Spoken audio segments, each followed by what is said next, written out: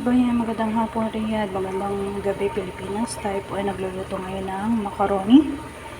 Ito po yung pangputor ni attorney.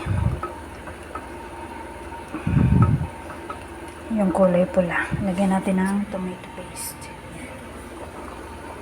Dati pinapaluto ng macaroni na style carbonara, ngayon red. Lagyan natin ng paminta mga kabayan.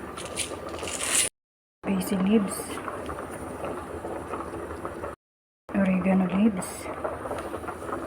Nalagyan natin ng salt na tomato paste mga kabayan.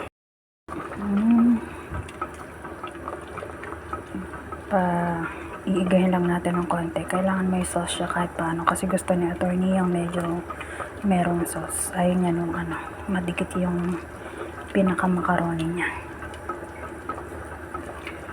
Macaroni is life kan sa kanila. Tilang natin, tapos lagay natin sa oven para makain ni attorney mamaya. Si attorney po ay 25 years old. Kakagraduate lang nung ni attorney last year. So siya ngayon ay trainee pa lang po sa isang law firm. 25 years old pero laking tao. Mabait naman siya. Masaya lang nga lang sa pagkain. Tsaka sobrang linis. Ingat kayo mga kabayan.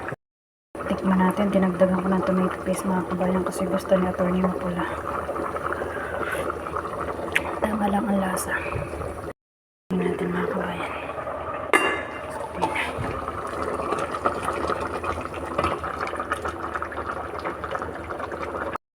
Okay na ito mga kabayan kasi gusto ni attorney may sauce.